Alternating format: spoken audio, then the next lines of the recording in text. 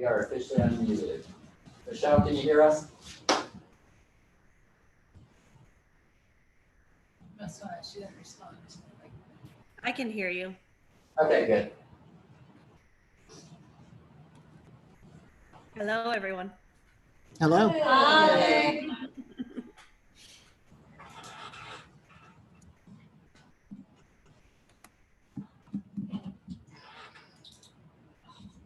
I meant to change this too.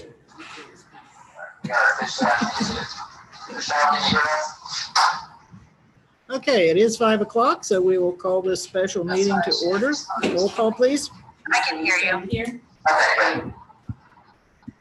Present, sorry. Hello, everyone. Here. Hey, guys, please mute yourself. Yeah, here. Ms. King. Present. Okay, if we can stand for the Pledge of Allegiance. Okay,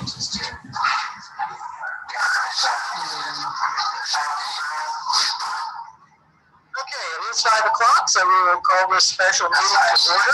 Roll call, please. Here. Present, sorry. Hello, everyone.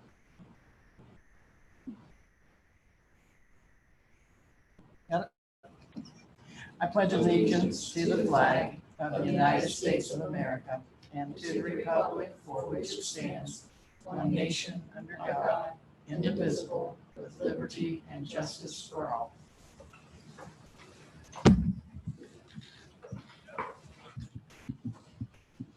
Okay, everyone's had a chance to look at the agenda. Do I have a motion to accept the agenda as presented?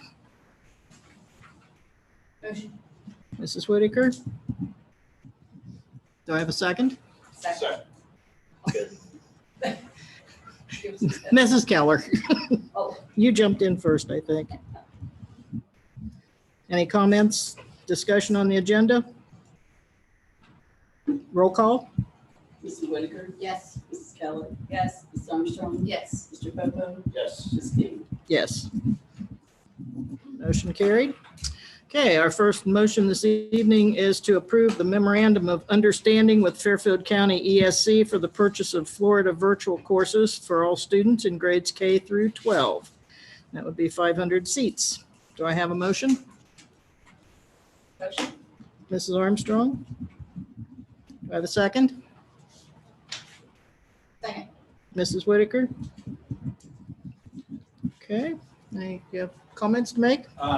If you notice here, the first 100 seats are $175, but every seat thereafter is $50. I did pad it very little, about $1,700 worth, because we were looking at the number of students that withdraw, new students that come in, because that's a new seat. So we didn't want to go to the $199 that we would have to do with the added seats later. So it is the $37,500. That number can still come down. I've been working alongside the ESC to, I know Jonathan Alder came on board, Circleville came on board, Lancaster's going to come on board. So we're trying to get as many seats as possible, because that's going to drive Fairfield County seats down, which is why it's through the ESC through consortium purchase. If you divide out our seats by the total purchase price of this, it comes out to about $75 a kid. And we would have access K-12. So if I use more selected licenses in K-5, and so I need to steal some from the high school, I'm allowed to do that. So I'm not tied into my exact numbers at my K-5, my 6-8, and then my 9-12. So it's kind of a collective number. Okay, any other comments, discussion?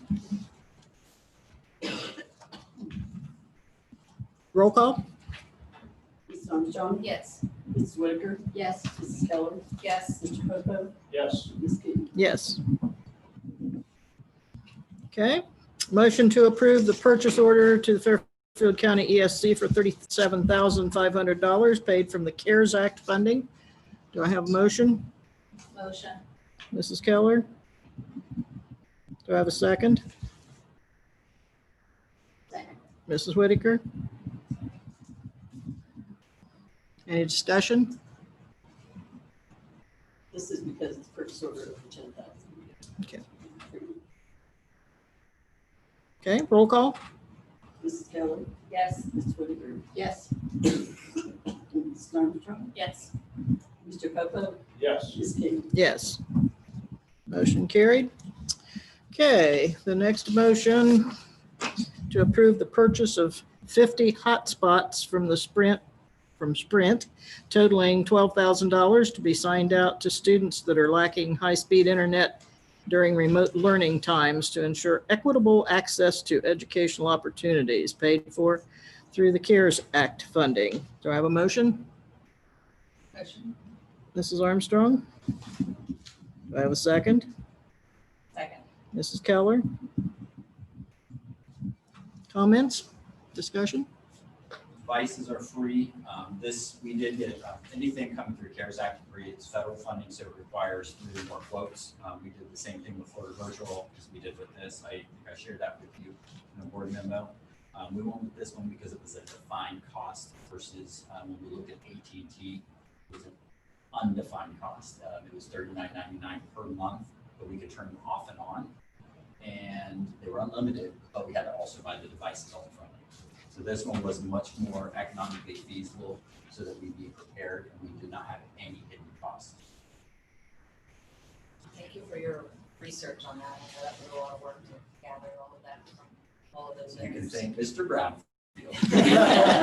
on that one. Please extend that thing. Do we know, like, do all areas of our district, is there any area that's dead spot for this?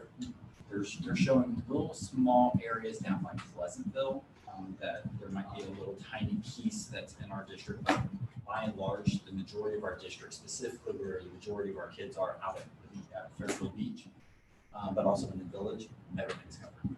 Okay, Service everyone. thank you. Any other comments or questions? Roll call? Mrs. Armstrong, Yes. Mrs. Keller, Yes. Mr. Popo, Yes. Mrs. Whitaker, Yes. Ms. King. Yes. Motion carried. Okay, our next motion to approve the framework as presented by the superintendent for the 2021 Laker Learning Plan, offering 2 options to families: the Laker Virtual Academy, facilitated by Walnut Township Local School District licensed teachers, or Laker Flexible Learning Plan. Hereby authorizes the superintendent to release the 2021 Laker Learning Plan framework to the public. Do I have a motion? Motion. Mrs. Armstrong? Do I have a second? Second. Mrs. Keller? Okay, So I'm going to share with you a couple things within this plan. Obviously, we did surveys for our community. I want to share some things that we found during that survey, just some of the overall data. We had 196 individual responses from our parents. That does represent 318 of our 590 students. So we did have a 62.5% response rate. So it was overwhelming that we had more than 50% of our families respond. 121 elementary, 118 secondary. Obviously, we have some parents that have kids in both buildings, which is why that's not going to add up to the 196. 72.4% of the parents responding to this said they would return their students to the district with restrictions. Those restrictions were going to be health screenings, possibly masks, possibly social distancing of 3 feet, 6 feet, so on and so forth. Not allowing students to rotate through classes, but maybe keeping them in a single place and rotating teachers, or going self-contained classrooms. So that's what we were looking for there. Then we went a little bit deeper because we know masks are usually more of the contentious piece. 67.3% of the parents said they would return their students if masks were required. Then we asked quite a bit about mode of learning. In-person only, online only, but also hybrid. So we asked this in a couple of different ways because we wanted to try to triangulate a little bit more detail about what our parents were thinking. In this case, it says, I only want my student to engage in in-person only, 38.3%. Online only was 15.8%. you'll see that there's another question that was significantly higher. So that's why this is a little bit more in line with where we were anticipating, 13 to 15% to look at the online only option. The hybrid was 45.9. Now, when we presented that, you choose one. You couldn't choose more than one option in that particular question.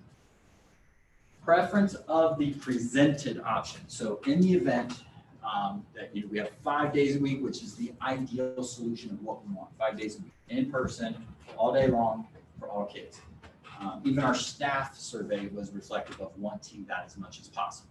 But if we have to go in a different route because of order from the county, state, the governor, so on and so forth, which one would they prefer? This is where we got virtual was 23.5%. So you can see that we're kind of hovering between looking at, a lot of families are going to be looking at the online only 15.8 to 23.5. Most districts in the county were averaging anywhere from 15 to 25%. So we know we're kind of in that same exact range of families and what they're going to look at. We offered multiple options in terms of looking at what does the hybrid option look like. We did heavily focus on that because we needed to hear from our parents as well as our staff on this. Monday, Tuesday, Group A, Thursday, Friday, Group B.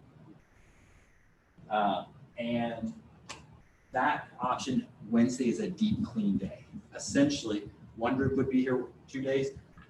Our staff would still be reporting and still teaching, but they would be teaching remotely. So they would be actually online teaching students in that capacity. So they're not getting out of Wednesday. They're still working Wednesdays.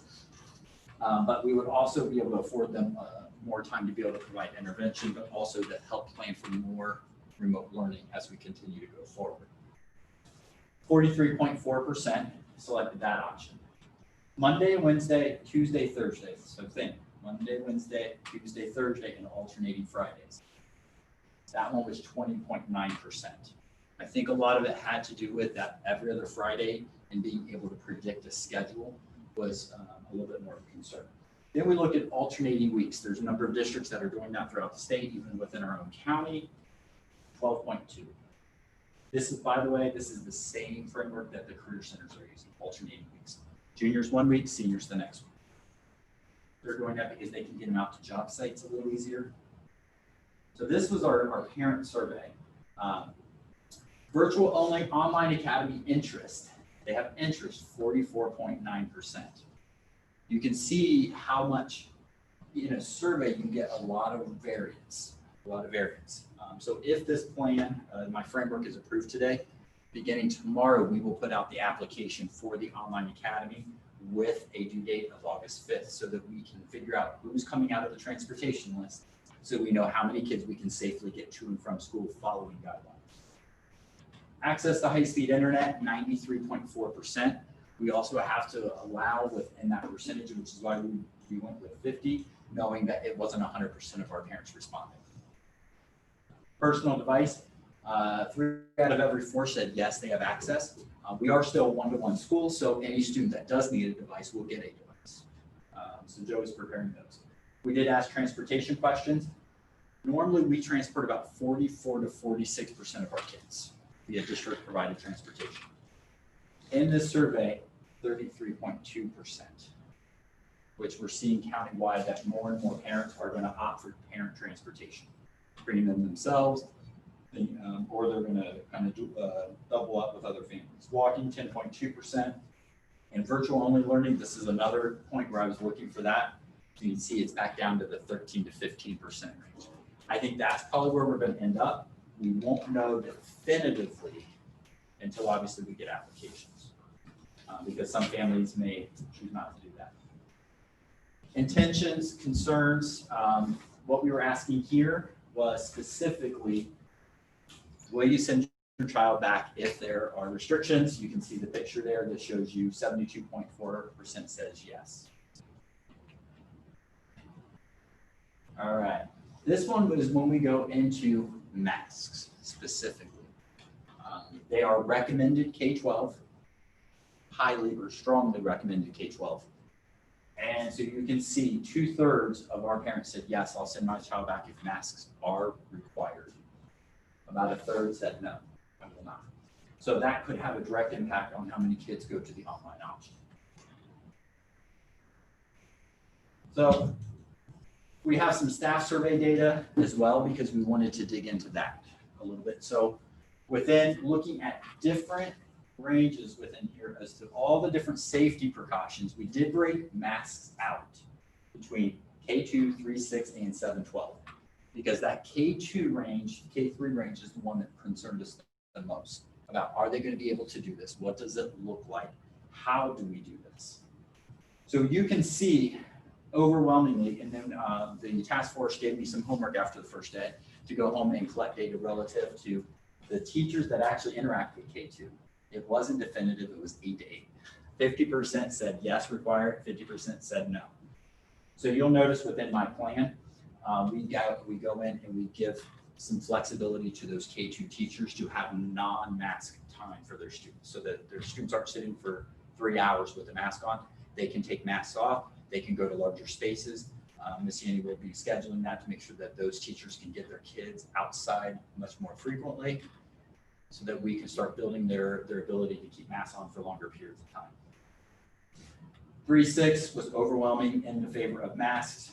I do agree that once we get beyond second grade, now there's some kids that are going to be third grade and beyond that we're going to have to be more flexible with. We're not going to take the approach that it's punitive. This isn't a suspension. This isn't dress code violation. We're sending you home. We're going to use this as an educational opportunity. Why do we wear masks? What's the importance behind masks? And it's about protecting themselves, but more importantly, protecting everybody else around them if they are infected.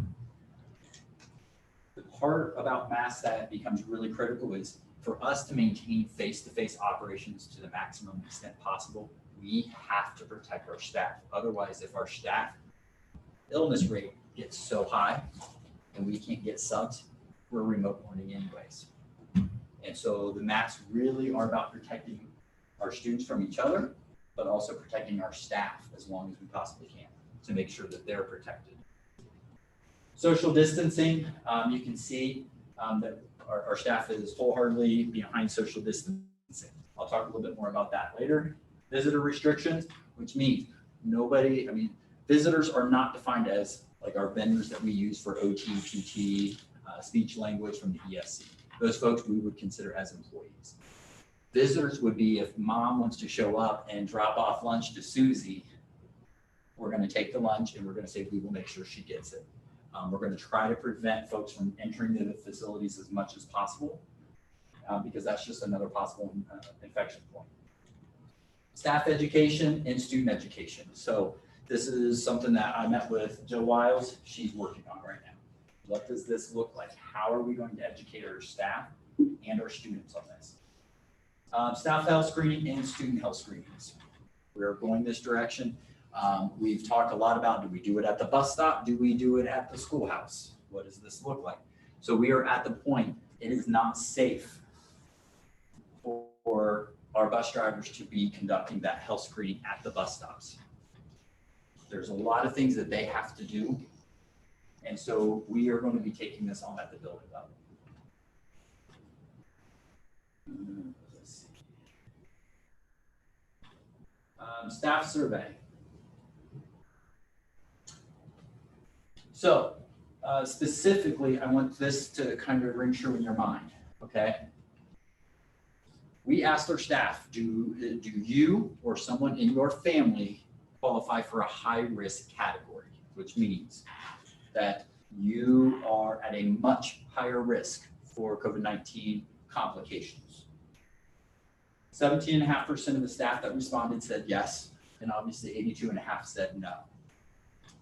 Now you may think, well, why did you want to know that question? And it's because I need to try to predict who may very well invoke the expansion for the COVID-19 or the Family First Coronavirus Relief Act that we approved policy-wise, I think last meeting or 2 meetings ago. And we need to try to predict that so we can head that off now for substitutes. So, but we did ask a follow-up question. What do we as a district need to put in place to make you feel safe to come back? And so you can see, all the restrictions, unsure, social distance, mask, good hygiene. limit visitors, symptoms checks, nurse in both buildings, mask cleaning, testing, mask social distance. You can start to see a trend there as to why a lot of the recommendations went the way it went. I need to make sure that I can try to get as many of my staff members in this building, maintain safety for them and students at all times. Otherwise, our infection rate could spiral out of control. And then at that point, we may very well have to be remote learning because I just can't safely bring kids in because I don't have enough adults. So we do have a little bit more.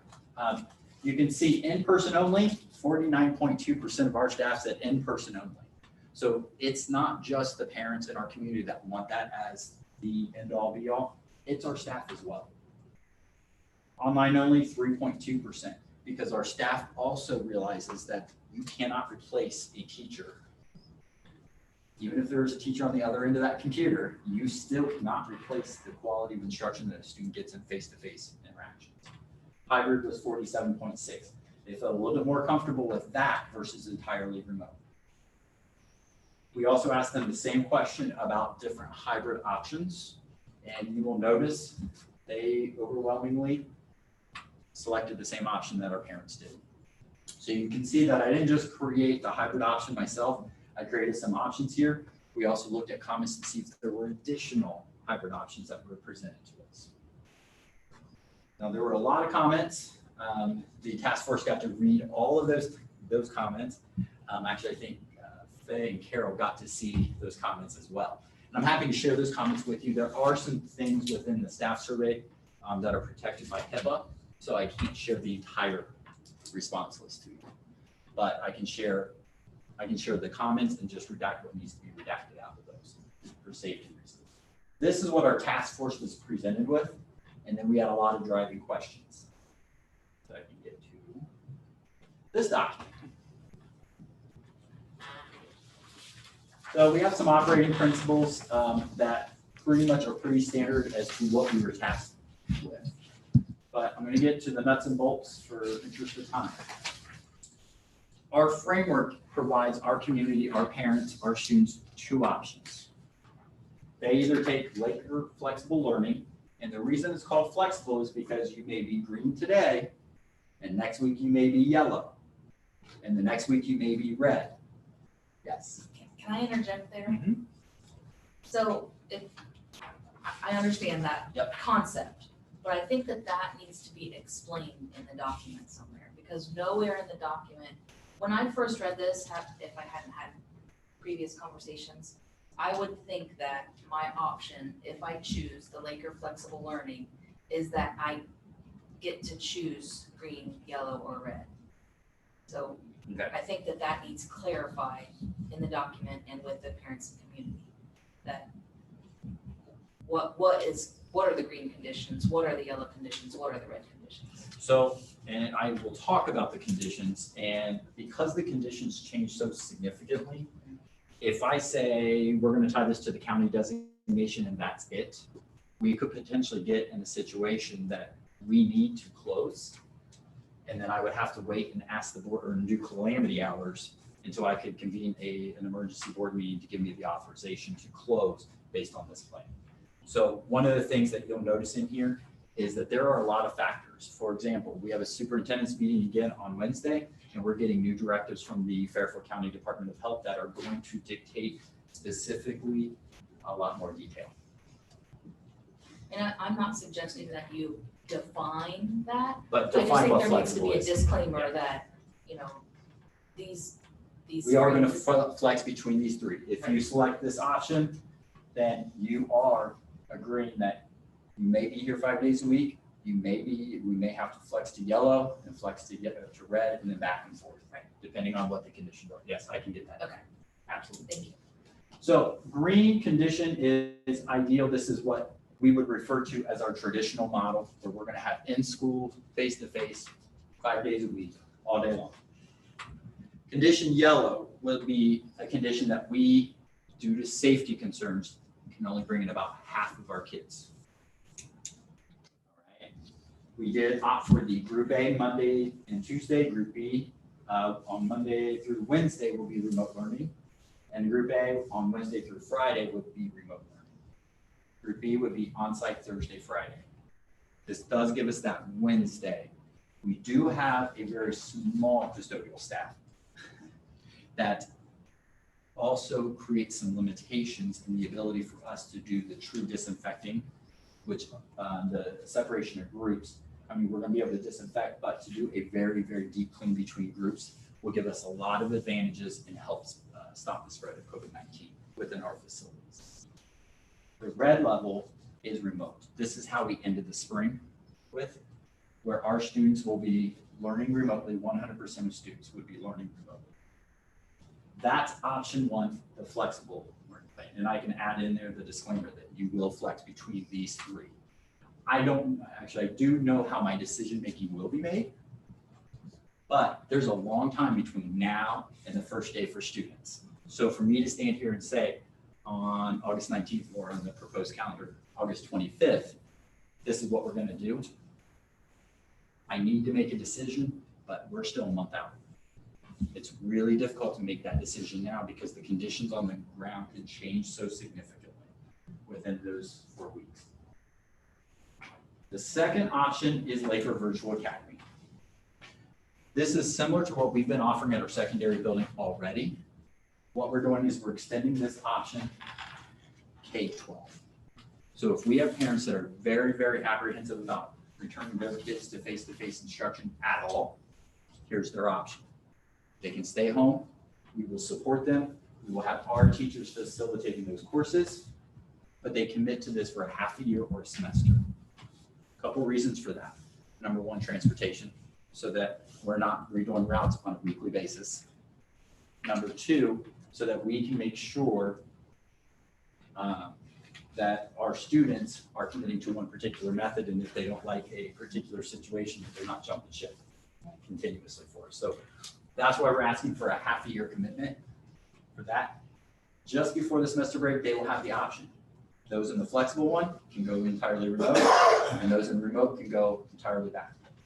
Fortunately, in our secondary building, which is the more difficult building to do it, we do semester-based courses and we earn half credits. So even a year-long class is a half credit. So we're conducive that way. In the plan, masks are required K-12. Like I said, that's my recommendation. You five have the ability to overrule me on that, but that's my recommendation. There's a lot of details. I'm working with Joe Brownfield to create a separate page that will be posted at the top of our webpage that will say 2021, 2020, 2021 school year updates. So that way people aren't hunting for it on the homepage. They click that and everything for next school year will be posted there. And I've got a mock-up of what that looks like, where this document will be released, but ultimately this document, people aren't going to read the whole thing. I know that, I get that. So we're going to do a lot of question and answers. Safety procedures. What are you going to do? We're going to list them out. Are masks required? Yes. Here's what that looks like. How are we going to know if it's red, yellow, or green? The one thing I can tell you is that if we have to change and become more restrictive, we know that we get a lot of information on Thursdays in the state. It will implement for the following Monday if it's getting more restrictive. Now, to go from really restrictive backwards is going to be a little bit more data collection to make sure that the state is, or our county is improving. Because the last thing we want to do is, because if there's testing issues, we do not want to loosen the reins here and find out that the data was actually flawed. So we're going to be looking at a little bit more than just that week's worth of data. I'm happy to entertain any questions or suggestions. The only thing that was confusing to me after we talked about this on Friday, the colors here don't match up with the colors from the state, and that's confusing. I mean, I understand it now, but I'm wondering how many people who have been watching all this stuff with the governor are going to be confused because he keeps saying there is no green, and then we have a green. So. And a part of that was I did not want this plan tied directly to those 4 levels. At the end of the day, we as a district and myself as the superintendent are going to have to make some decisions, just like we do for inclement weather, that are going to be on the ground with the best information we have at that moment decisions. If I link it to those 4 levels, my concern was that people would automatically assume, oh, we're this color, that means we're doing this. And I know there's a lot more data than that. There's districts that are taking that approach, and I can put that in there and put that right back in front of you, and because I can share with you exactly how that would work and what that would look like. But there's a lot of data that's going to have to be analyzed by myself and the leadership team. But all of this is contingent upon if our staff is ill. If I don't have enough bus drivers to get them here, I can't get them here. I can't educate them. If I don't have enough educators to actually keep them in smaller groups throughout the day, it's going to be a real struggle for us to educate them. Putting 50, 60 kids in one room is not conducive in our district. Our district was not built with social distancing in mind. No school was built with social distancing in mind. Fortunately, we do have some larger spaces that we can use for different things, such as band. We've been exploring different options of where to put the band so that they can continue to practice without putting each other at risk. We're also looking at choir. Where do we put choir? We've got to make sure that we're protecting them. They need more than 6 feet of social distancing. But also, we understand the importance of physical education and giving our students opportunities to get outside of this building so they can get masks off and they can blow off some steam. Because I know myself, when we were doing the task force, I struggled for 2 hours with the mask on. I struggled as an adult. Now, granted, I was wearing a surgical mask, and now I have a different mask that is much easier for me to wear. The cloth is so much better. So I'm not saying that this is a perfect plan, and I'm not saying this is going to be the final plan that you're going to see. As we get more information, the governor released on Sunday on one of those on the Sunday shows that he's coming out with more directives and more orders this week. So anything can change on any given day. I just want to keep you up to date, but also give us the flexibility. I'm okay to go back to because I started there with the colors from the 4 levels. And I'm okay to go back to that if the 5 of you think that would be more conducive. Just so people understand that just because this says red, that doesn't mean the governor is red. I can add a disclaimer on there. This is going to be the most important page to a lot of our families. Which one do I pick? Why do I pick it? And then the next question, which is not something we can answer at this moment.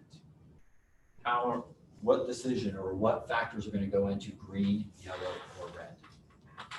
A lot of that's going to be taken out of my hands, I think, Wednesday, when a new set of orders from the Fairfield County Department of Health come out. This is the initial. There are going to be more directive statements about social distancing.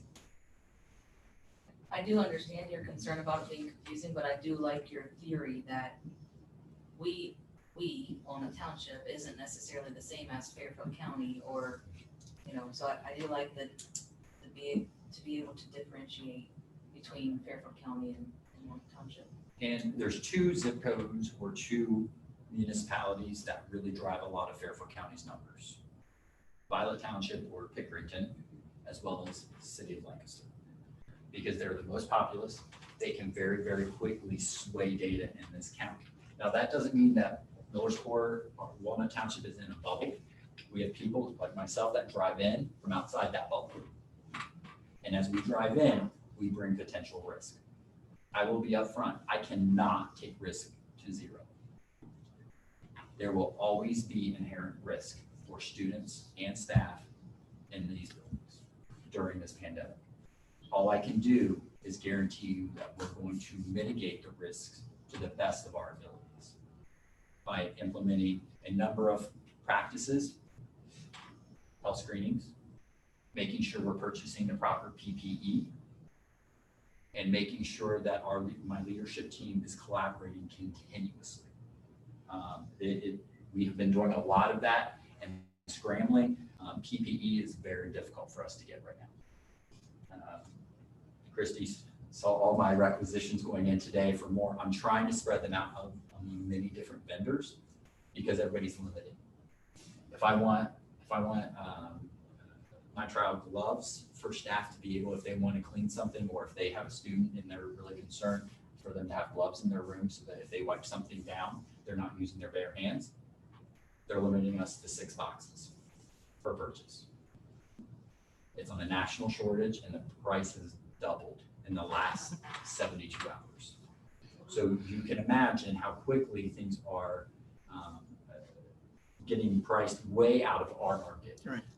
We have made a request of the EMA to provide us KN95 as well as N95 masks for all bus drivers. Because that is such a confined space that everybody in this county is in jeopardy of having to go entirely remote if we don't have enough bus drivers. Fortunately, we have a pretty healthy sublist for our bus drivers. And that's a good thing, but we have to make sure we're protecting them to the maximum extent that we can. More to come on the PPE and the pushback on the calendar, but I think we did have someone that wanted to address the board relative to this. Okay. Would you like to state your case now? Question, you said that you're expecting on Wednesday or Thursday, the health department to release more information about how you're gonna pick yellow, green, red colors. I think they're going to release more restrictions like directives from the Fairfield County Department of Health. Most counties in this state are putting out specific directives from their health department director, such as you will maintain 6 feet of social distancing at all times. Things like that. You will require face masks. Right now, they're saying we're strongly recommending. We know that those recommendations, even in the eyes of our community, have been, well, that's a recommendation, that's not a requirement. So the health department is looking back at that going, no, this is what we believe, this is what we're going to do.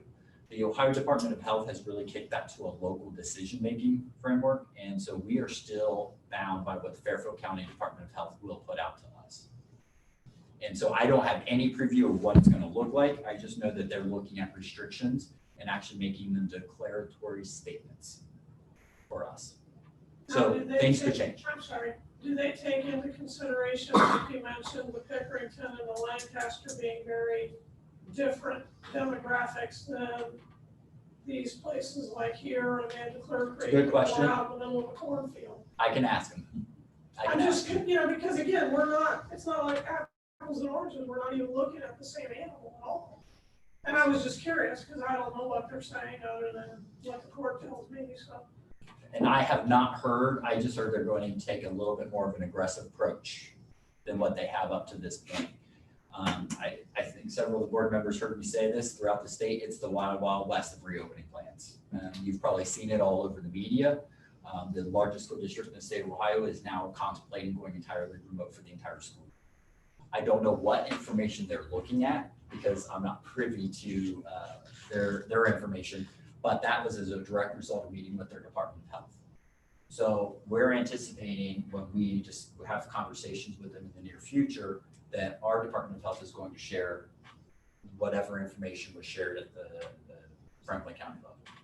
So not that we're Franklin County by any stretch, but things are happening and changing very quickly on us. Just by the time this went out, then I find out that they're going to release new restrictions. Then we find out that the governor's also going to do more restrictions. So this is going to have to be a living, breathing document, and we're going to have to continue to update it and maintain it as things are changing. Not that you can change their mind, but do you have a contact that you can ask the question Yes. as to? They actually Is join this us. district-wide or county-wide? Right. They actually join us and they listen. They do listen to the superintendents. And we have gone to them and we've asked for certain things from them. We said, tell us exactly what's going to happen if we have a positive case of COVID-19 in our district. What do we do? What are you expecting from us and how quickly? I will tell you that because we single trip our routes right now, I'm not saying that that's never going to change, but right now we are still planning to move forward with that plan for next year. It's very possible that a positive case for a student or a staff member will merit a 24 to 48 hour immediate closure of the facilities by order of the Department of Health. And that's because a couple things. That classroom or that space or any of the spaces that that person's been in are supposed to stay vacant for 24 hours before we deep clean them. That way we don't put our custodial staff in jeopardy. Secondly, and that's if we know, Secondly, they also want us to make sure that we are conducting the contact tracing. So when students get on a bus, we have a seating chart. We know who is within 6 feet for 15 minutes or longer with or without a face mask so that we can report that to the Department of Health and they can make contacts. We know in the spring, the Career Center had that situation. And so they got to navigate it live with students, with parents. And so they've got some very specific instructions as to what we will not do. They will tell us when we're allowed to reopen. That will be an immediate closure that I would have to announce. If the health department mandates 6 feet in classrooms, can we do hybrid? So if they mandate 6 feet, the big question mark will be how many students go entirely online.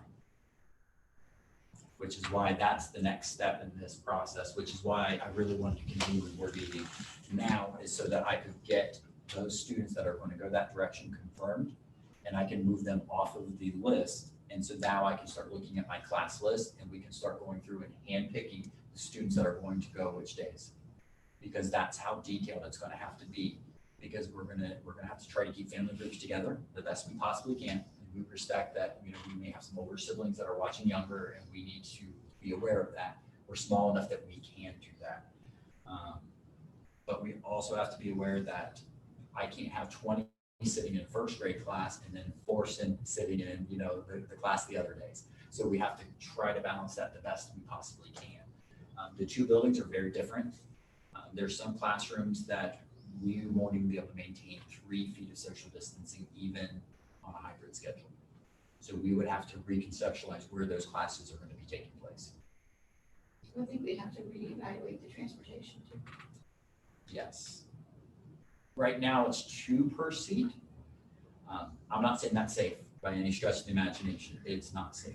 If we have to do 6 feet of social distancing on the bus, we will get anywhere from 4 to 6 kids on a bus. That's it. If we do 1 per seat or 1 every row, I think if we have about 24 seats, 24 to 26 seats, so let's just use 24. If I can only do 1 per row, that's 12. So we've gone up, we're getting better. If I can do 1 per seat, I can do 24. That was going to be a push for us to be able to get half of our kids here doing 1 per seat. Now, fortunately, they will allow us, if we have 3 kids coming from the same household, we can put all 3 in the same seat.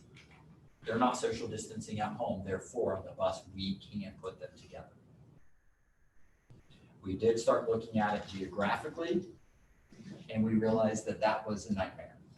Because we were using Lake Road as a separating point and looking at that, it became very difficult because we realized that one building was going to have about 65% of their kids while the other building was going to have about 40% of their. I mean, it was just that dramatic.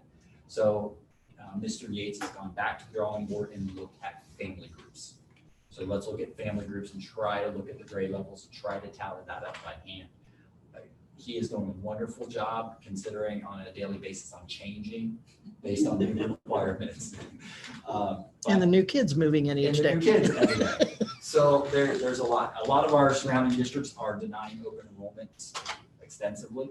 So we are getting a lot of our students that have been attending other districts back as well. There's a lot going on. A lot of things that are evolving and changing. But I wanted to make sure that we got information out to our community. And you'll notice this plan is lacking. If we're under a level 2, this is exactly what Mr. Kirby's going to do. If we're under a level 3, based on the county designation, this is what I'm going to do. If we go to that degree, it doesn't allow for local decision making based on what our conditions are. Same way, if the county's under a level 1, but I've got 7 staff members out sick and I can't safely bring in my elementary students because I can't get enough substitutes and I can't get enough teachers covering, obviously I need to be able to make that decision to move to remote learning to be able to continue to serve students. So there's a lot of flexibility, a lot of moving around. This plan is very similar to the plan that Fairfield Union put out. It's very similar to what we refer to as the Franklin County plan, the suburban districts. It is very similar to what I believe Liberty Union will arrive at after additional community feedback, and it is very similar to what Bloom care of. Okay, did you have anything else? Yeah, I have another question. Do we actually have a reopening? I mean, do we know what we're doing? Like, are we planning for 5 days, all kids will be here, or are we just still kind of completely up in the air as to what's happening? There's, between now and then, right now, we are still considered a level 3. So we have to look at that as a county in terms of what the health department will tell us to do. I would tell you, I would love to sit here and say we are opening 5 days a week on August 19th. I would love to tell you that, but I can't. My first act as official superintendent on Monday, August 3rd, will be to release to the community how we will open for the first 2 weeks of school, to give families opportunity to plan so that they have ample time to do that, as well as our staff has ample time to do that. Understanding that in a week and a half after that, I may have to go more restrictive. I won't go less restrictive for that first 2 weeks. The reason being is I want to try to give our families the opportunity to plan. And so that's what you're hearing in a lot of the school districts that are coming out. Many school districts are holding off until as late in August as they can. But I also respect the fact that parents have to find childcare if we're in a hybrid schedule. And I don't want to drop that on them a week before. I don't think that's fair to do to them. I think we need to be out in front of that. But right now, until I hear the governor this week and I hear the health department and see how that impacts what we're doing, I can't release publicly. So Mr. Kirby, related to that, you and I have had lengthy conversations about IEPs because I have one of those kids that has an IEP. And I have been adamant, I emailed every one of you sitting in here that there is absolutely no way my son can function online. I would love to tell you that was a great option, but I can tell you in the spring it was a nightmare. And all of the learning took place with me trying to help him work through worksheets. Because he has an IEP, I'm not an intervention specialist. I'm not even a teacher, for crying out loud. Yes, I majored in that 35 years ago in college, but I can't teach my son at the 9th grade level because 35 years ago is the last time I had algebra. And albeit it's probably the same as it was 35 years ago, I still don't have a clue how to teach it to anybody.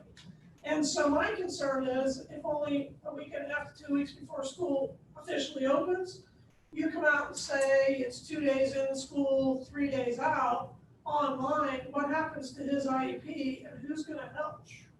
Because that's where I'm at as a parent, and I realize maybe I'm one of the few that has that concern. I don't know how many kids have IEPs, but for me, trying to teach a 9th grader who will be 16 years old, this is going to be literally the end of his life because he's either going to make it in school now or he's just going to quit. And at 16, he could quit. And I don't want to see that happen because everything about his future hinges on hopefully graduating from high school, not maybe 10 years from now getting a GED. I just know that when he's given the assistance, he makes straight A's. He did last year. And I know he can do it, and he liked school last year, but I don't want to lose that. And that's what I'm afraid of. If we go to 3 days of virtual online, worksheets were hard enough. Online was impossible. I mean, I gave him one class online, and if I didn't sit there with him, read it to him, help him answer the questions, it didn't get done. Now, unfortunately, I still have a job. Yes, he's 16, he can stay at home by himself. I don't know if I think it's safe, but he's there. It's just, I can't be there to teach him. And then what happens? And that's where my biggest fear comes into this whole thing is, yeah, I get COVID-19, I understand it's a virus, I get all of that. But I have a very real student in my house who cannot survive if we just keep doing online stuff. Some kids could. I would have been one of those kids. Tell me to do it online, I'd be in heaven. I mean, I don't care. I can learn that way. He can't. And that's where I'm just trying to figure out how do we fix the IEP, because your intervention specialist is not going to have time to address that in 2 weeks when all of the kids that have IEPs are going to have a plan. And I'm not meaning to be cynical, I'm not trying to be nasty, I'm just saying she can't do it all in 2 weeks. And I think you raised very good points that I have tasked my special education supervisor, both building administrators, to think through our students, not just our students that are on IEPs, but our gifted students, but also our English learners. We have unique populations that have different needs. And I will tell you that that is very high up on our radar as to what we're going to do and how we're going to tackle that. I don't have definitively right now for you how we will do that. I wish Well, I I know did. you had indicated she would contact me about my son's IEP, but I haven't had any contact, so. And I think she was waiting for this framework to Right, be approved. and I get that, and so I'm just trying to prepare, because he's not the only kid I'm gonna have an IEP. The kid I'm adopting out of Oklahoma will have an IEP as well. His will be more for behavior. Online, I don't think he'll have an issue, because he's a very bright kid. I think he'll excel learning on a computer, but he's only a fourth grader, so he's gonna need a lot of assistance as well. And I'm only one person. I mean, I'd like to clone myself. Some days it'd be a good idea, but I mean, I'm a single mom. It is what it is. I can't make something up I don't have. And I will tell you that my leadership team, and I think this board, I hope I can speak for the board, that we take your comments to heart. And I think your input on the task force was very beneficial and helpful. And I don't think that your comments are lost on us in the decisions that we have ahead of us in terms of the way education looks for all of our students, all their unique needs, whether on an IEP, they're gifted, they're an English learner, or they're general education. It's an incredible weight that's on all of our shoulders to make the right decision for our students. And I can assure you that I know in conjunction with the board and myself, and my leadership team, that we don't take it lightly. Which is why we're not pushing it through as quickly as possible. We wanted to do this right. And I'm telling you that we don't have an answer because I don't want to mislead you and tell you that we do have a solution to that problem. We don't right now. We're working through it. We do appreciate your comments, and we are trying to do the best we can for all of our kids. This is new territory for all of us, so we will take your comments to heart, as well as all the other parents who are much in the same boat you are. So thank you. Well, right, I mean, I appreciate the opportunity, Mr. Kirby, let me come in and sit on the committee, and, you know, I didn't get a lot, I was only there for one meeting, but like I said, it's real and personal to me. I fought so hard for my kid to be where he's at. I don't want to lose it. Right, right. And yours isn't the only one, I'm sure, so, yep. Yeah, So- you're not alone on a No. lot of those concerns. Unfortunately, he's the only one I know personally. Okay, do we have any other comments, discussion before we vote on this motion? I do, just a quick one, because Mr. Kirby brought up, like, in case like if maybe in the elementary you are down some teachers, can't get subs.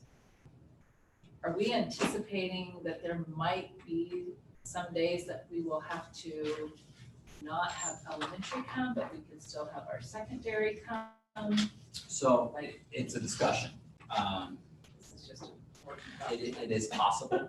The advantage with what I'll bring to you at the August regular board meeting is what's called a remote learning plan. So even if the elementary doesn't have ample subs and we can't get enough adult supervision to be able to safely operate that building, we will be able to transition, and ideally, I would like to transition just one building in that scenario. Now, if it's an infection type of a scenario, it may be a different approach, obviously. But in that scenario, I would like to bring in the one building, continue educating, but the other building will transition to remote learning. So the remote learning plan allows us to go to remote learning and count it as open for instruction. Now, that doesn't mean that the student's engaging in remote learning for 7 hours and 35 minutes. So we have to reconceptualize what that looks like in that context. And so we will be able, and that's partially why when we get to the next two issues on the agenda of why we're asking for some things that we're asking for, to be able to prepare our staff for that eventuality if it actually happens for us. But ideally, if we had ample staff in one building, why would I close that one particular building? Ideally, I would want to go ahead and bring those folks in, providing it's not a safety issue that we're dealing with, that it's a staffing issue. A staffing issue, illness issue could be data lead me to a larger underlying problem. So if we have a lot of staff that's out ill, it may be that something is going around and that we have to dig a little bit deeper into that data. Specifically, what are their symptoms? And they're really, really tied as to how long they have to be out if they're symptomatic. And in terms of, and I will tell you, I've checked again, the sub recruitment pool is getting larger. And so right now they've surpassed Really? where they were at this point last year. So, which is a good thing. There's a lot more folks that are unemployed that actually meet the qualifications. And I'm hoping that we will have that capacity. We also have a couple of folks that normally sub for us that are willing to sub, but do so virtually.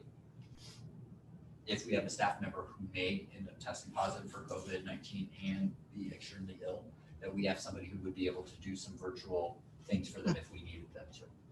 So we're looking at all options and throwing everything on the table to make sure that we can serve students the best we can.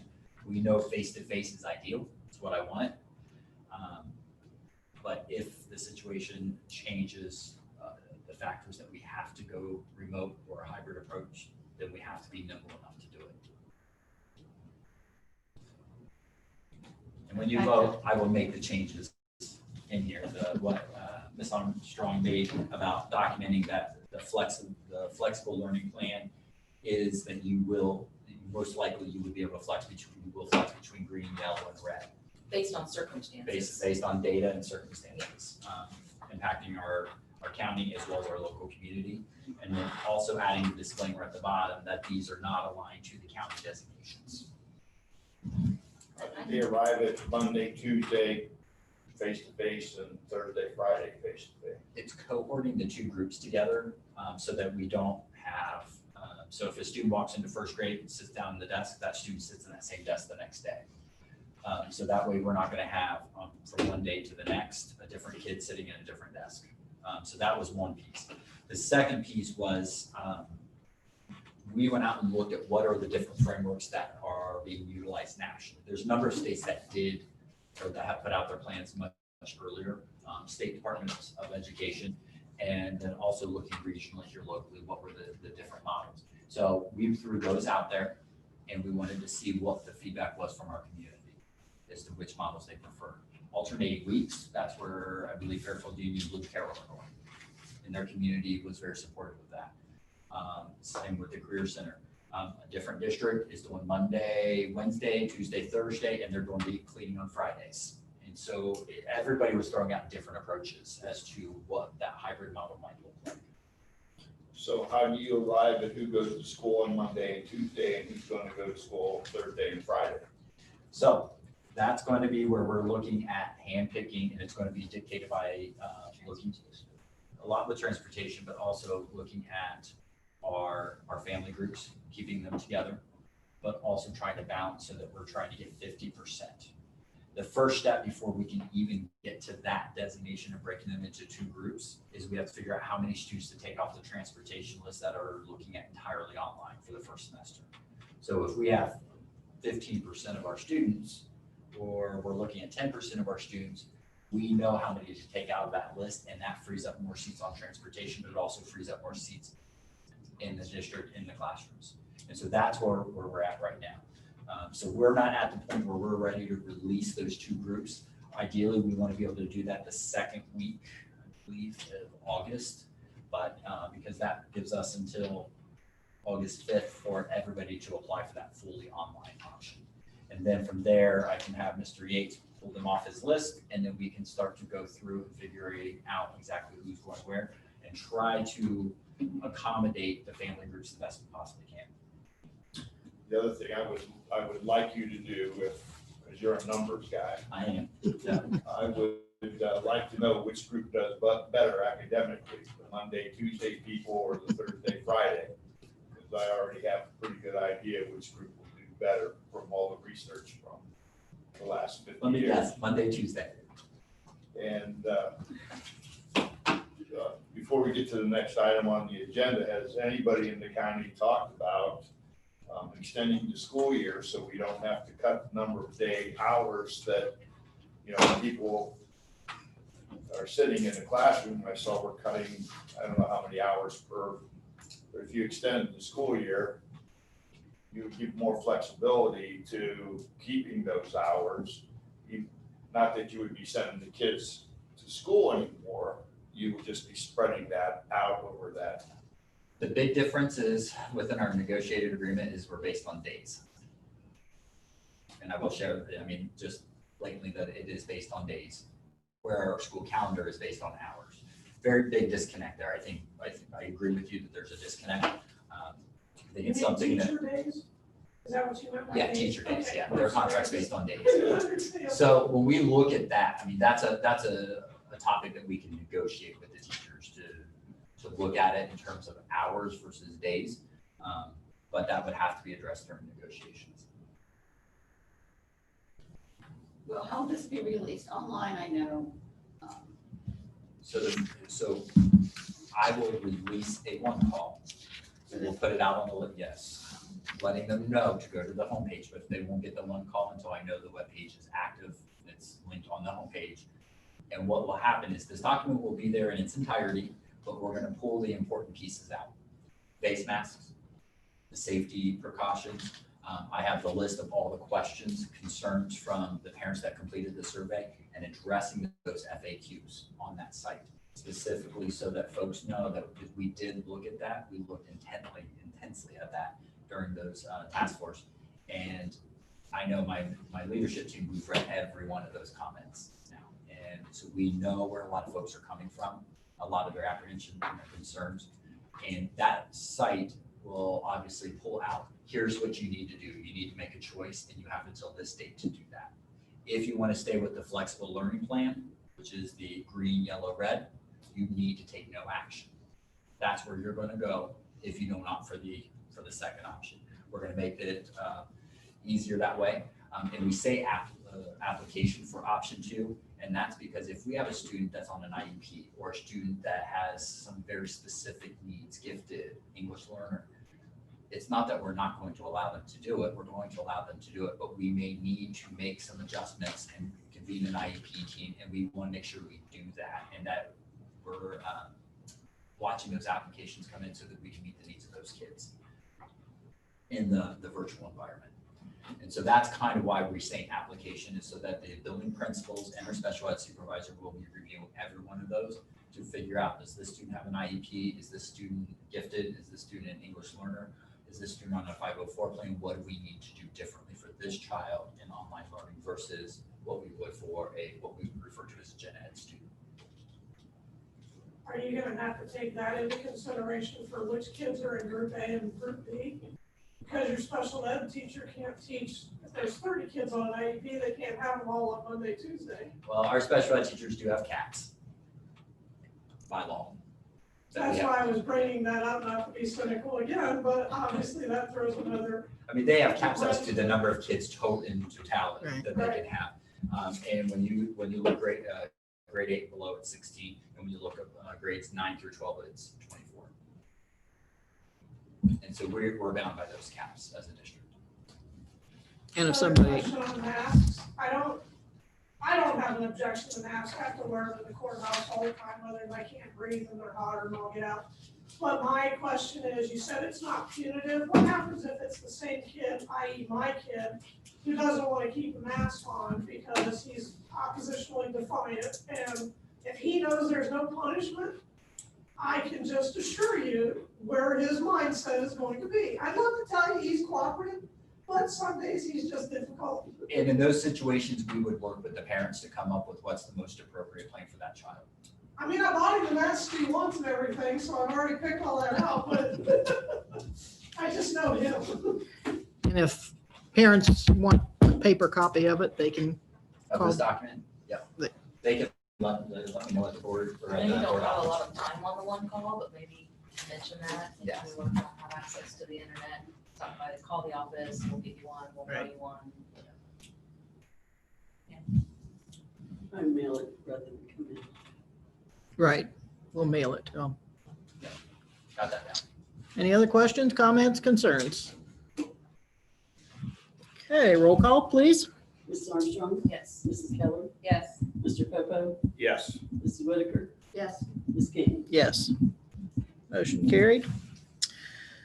Okay, moving on to the next motion to approve the reduction of hours from the 2019-20 school year to the 2021 school year due to the need to delay the student's first day in order to provide reduction in student hours, additional professional development, inability to have all personal protective equipment on hand to open school on schedule. Do I have a motion? Motion. Mrs. Whitaker? Do I have a second? Second. Mrs. Armstrong? Anything to contribute to that? And I will tell you that the reason that we're doing this is we did an okay job in the spring. And you've heard me say that before. We can do a far better job. But in order for us to do a far better job, I want to afford our staff the opportunity to do that. Just to give you some ideas of what the PD is, and I'm happy to provide it to you. I've got it mapped out what it might look like. Obviously, some of the PDs can shift from day to day. So if there's 6 days, one of those days in the contract is for the teachers to work in their classroom, so we're down to 5. One of those days is in the morning is all building meetings. So the building principals are working with their staff, they're going over their staff handbooks, all of those policies, procedures, and protocols. Then we always have lunch. And then the afternoon is convocation, which is district-wide. And then there's a meeting that tags on the end of that. So there's 2 days. So we're down to 4 days of professional development. Of those, we know that we're going to have required staff COVID-19 training. Our staff members are going to be our eyes and ears in the classroom. So if a student looks like they're not feeling well, our staff needs to look at them and say, okay, what's going on? So that they can identify that and we can try to get that student to the healthcare providers in the building as quickly as possible to prevent exposure to other students as well as staff. Now, does that mean that we're expecting them to be experts in healthcare? Absolutely not. They're the first line of defense so that we can do further screening. Secondly, we know there's going to be student COVID-19 training.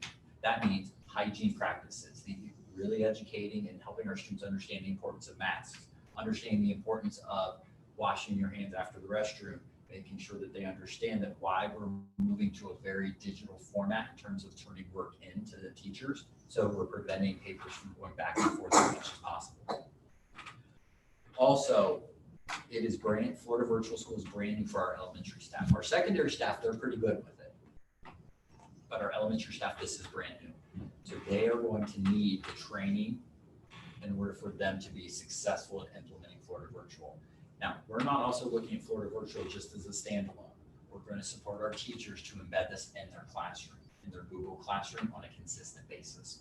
So that even if we're 5 days a week face-to-face, our teachers will be able to use Florida Virtual with their students and be able to flip their classroom, which is the best practice, but also start to build the capacity of our students to engage in digital resources that way. You've already approved the social emotional learning curriculum. That's going to come with some training on the front end for our secondary staff. There is what's called a gap analysis. We know in the spring that when the school year went entirely remote, we can't guarantee that our students mastered anything after that point. So there is an extensive gap analysis that our teachers, so a 3rd grade teacher needs to go back and figure out what was not explicitly taught and assessed and mastered by our students in 2nd grade so they can start there and bring them forward. So obviously it's a little bit of a different shift. There is some work that goes into that process and that really tags onto a lot of vertical collaboration, a vertical articulation and teachers interacting with each other in structured environments to have those conversations. We are also going to be working within the context of the Ohio improvement process. Our secondary building is still in school improvement status. So we are going to be implementing the Ohio improvement process. If we happen to go into a hybrid approach, we will have the option to do some things differently during early releases and as well as at the end of the day on Wednesday, so that they can conduct more vertical and horizontal alignment and teacher-based teams to really target and talk about particular students and what their needs are and how to meet those needs. So there's a very large list of professional development that gets added to on a daily basis. And those are the reasons why for that piece. The second piece is personal protective equipment. I can't even guarantee that it's going to be here by August 25th. I will tell you that right now, that it depends. Because if healthcare needs it, they're not going to get it to us. They're not going to provide it to us. It's going to go to the hospitals and doctors and healthcare providers before us. We're working hard on this, using multiple vendors. We've had some success with Amazon, more so than we have with our school supply companies for healthcare supplies. In fact, they're like I shared about the gloves. We are also still on back order for our hydrostatic sprayers, which disinfect our classroom. We're going to use to disinfect larger areas. They're still on back order. We're still working with them. We're still pushing them to get them to us as quickly as possible. So there's other factors that are at play as to my anxiety about opening school for students on August 19th. What's on back order? The hydrostatic? Sprayers. Sprayers. They can disinfect a whole lot of the sprayer. Like what they use on the airlines now to spray everything. I thought Bob Price brought ours in today. So unless they came in today and I didn't see them, but as of I Friday, have they one were sitting in my office and it's the same one that that we ordered. you ordered and Township ordered, so, I wonder if they may have just come in today. okay. So, my information was on Was that- Friday. Maybe you have ours. Yeah. Send them on over. I have Send them over. I know which one I have, strictly is mine. All mine. So I'll check tomorrow. I'll check on it, I think they came in. Which would be great news. Great news, because that's been a lot of anxiety about disinfecting your buildings appropriately for student staff. Well, what's nice is we can all go together and you could have 3 of them at one time. Exactly. The other piece here is I wanted you to see the reduction because I wanted to be clear that when you look at what the minimum is for our elementary, our K-6, it's 910 hours. We would still be at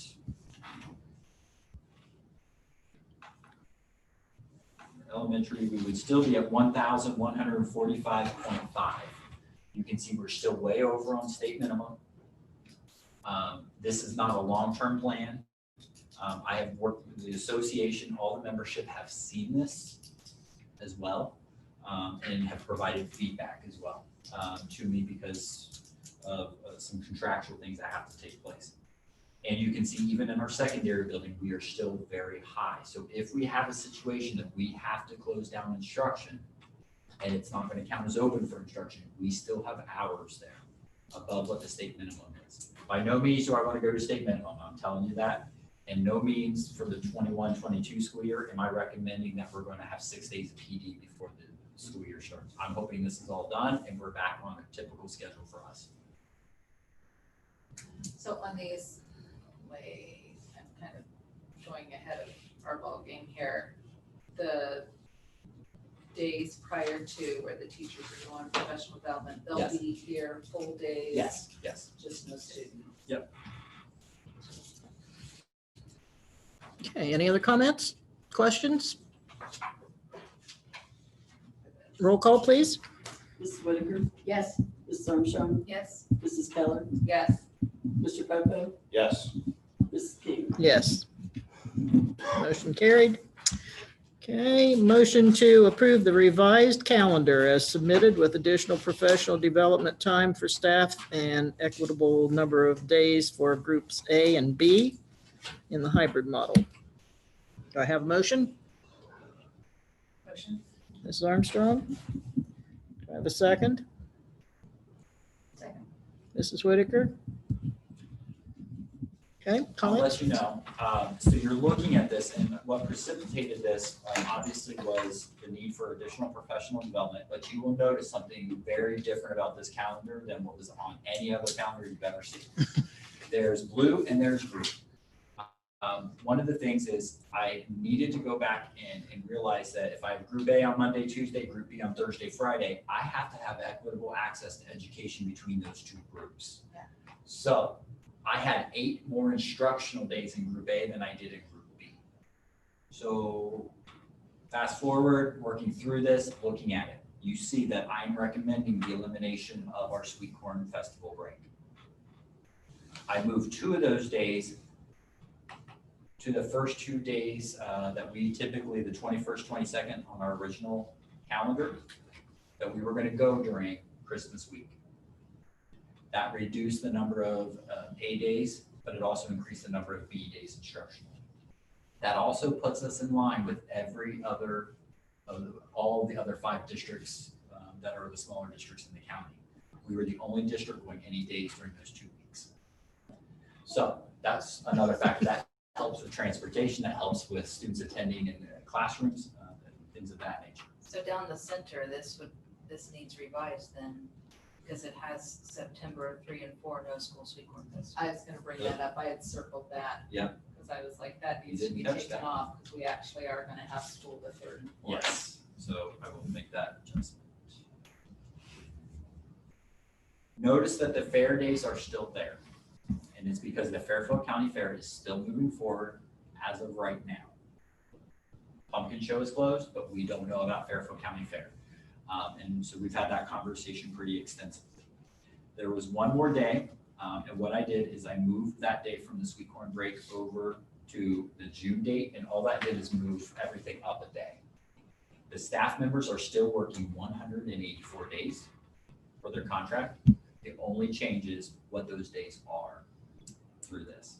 This makes it equitable between the 2 groups, that both groups will have 69 instructional days. Columbus City Schools has a similar approach. They're at 67 instructional days. So we're actually higher than what Columbus is going to be. Well, not necessarily instructional days, but in person days. In person days. Yeah, they're instructional. Yes. 5 days a week. Whatever it is. Yeah, in-person instruction. Thank you. Yes. Yeah, 174 still. This is a radical calendar change, and I know it is very confusing with the colors on there. But we felt the need that we had to get this out, and the reason that we're going to release it is so that families have the opportunity to plan for this as quickly as possible as to what our school calendar looks like. Not that we're going to be on the hybrid days, but that way they could see what the school year looks like on the calendar. So kind of looking at this, especially first semester, Yes. because you have a couple of Mondays that we're gonna be out of school, and then you have 2 weeks where Thursday, Friday will be out of school, yet they'll still have people. But would it be fair to say that those kids will kind of be on different learning, like lesson planning schedules a little bit? They might be, they may be. Are they going to be exactly at the same place at the same time? Chances are no. Okay. Chances are the goal will be that during the face-to-face, that, the face-to-face Monday, Tuesday, Thursday, Friday, they would be pretty close. But in the remote learning, which is going to be very self-directed, except for Wednesdays, so if group A on their Thursday, Friday, it's going to be very self-directed, that some students may be a little further behind, some students would be a little further along. It's really going toward the direction of competency based. So students are moving on as they demonstrate competency and mastery of the content versus I am the teacher on this day, I say, this is where we're going to be, this is where everybody needs to be. Now, we will be putting those kind of things out there. Students will be able to see what they're going to be expected to do in the future so that they can work ahead. But we want to keep them on pace so that when we get to semester break, if they switch to the online option, that it's an appropriate point for them to make that switch. If they're too far behind, there's going to be a big gap in their learning. And so I always think in terms of the context of like Algebra 1.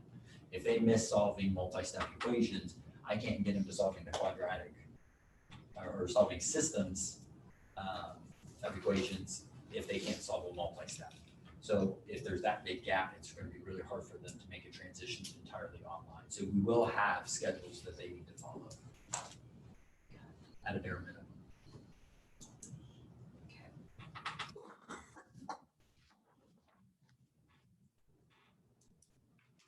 Anything else? Okay, ready for roll call? Mrs. Armstrong? Yes. Mrs. Whitaker? Yes. Mrs. Keller? Yes. Mr. Popo? Yes. Ms. King? Yes. Motion carried. Okay. If there's nothing else to come before the board this evening, I'll ask for a motion to adjourn. Can I just ask a question? Sure. Can you kind of, since Wednesday, it'll be teachers in buildings, yet all students are remote, how, for the sake of the parents, like, how is that going to kind of look for the students at home? We will have a schedule out.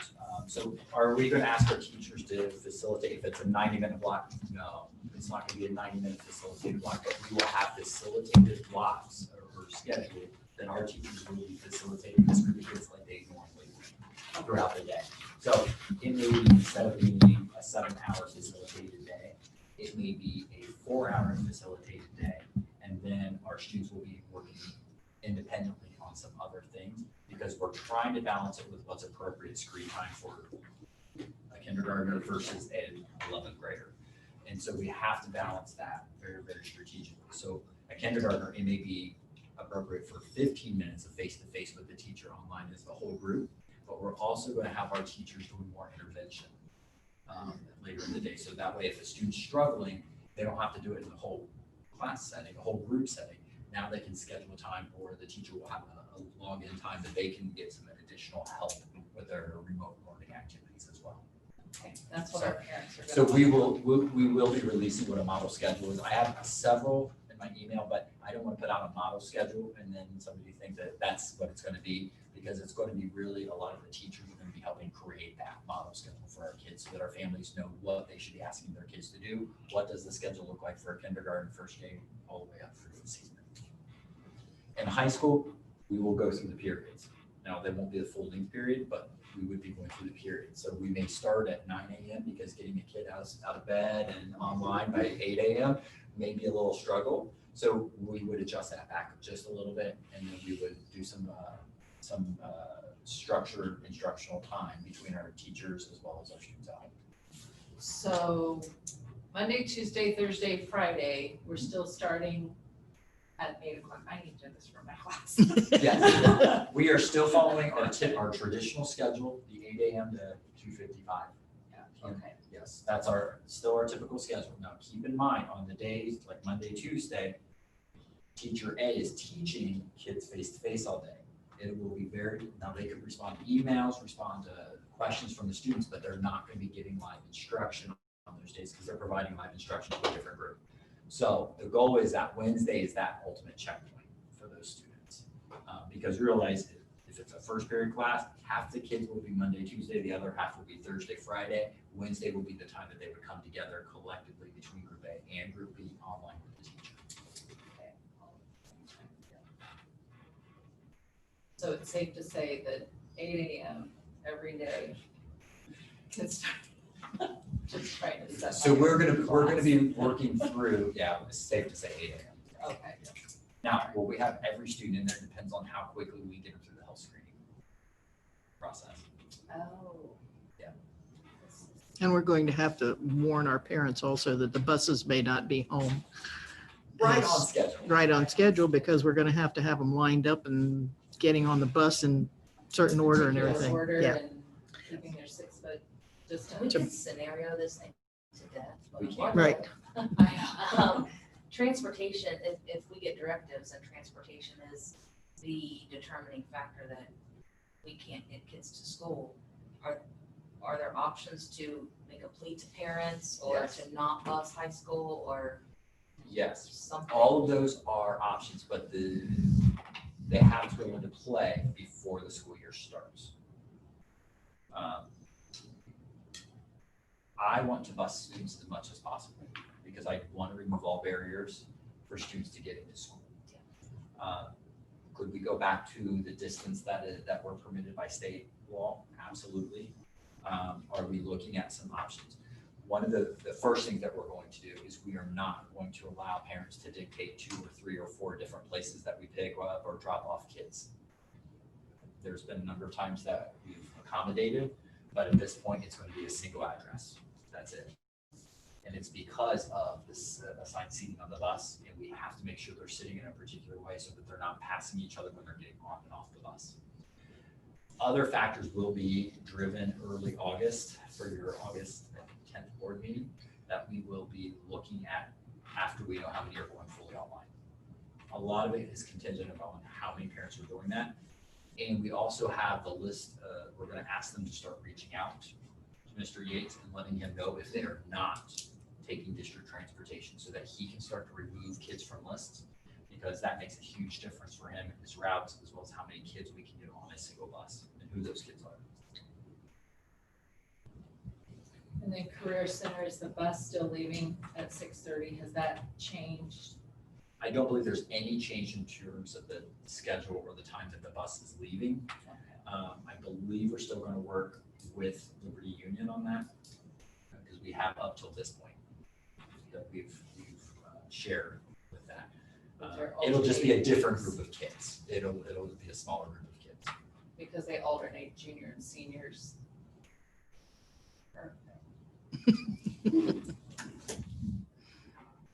Anything else? It's just temporary. Everyone remember, it's just I know, temporary. it's just temporary, but thank you for all of your efforts. Yes. Okay. Okay, do I have a motion to adjourn? Motion. Mrs. Keller? A second? A second. Mrs. Armstrong?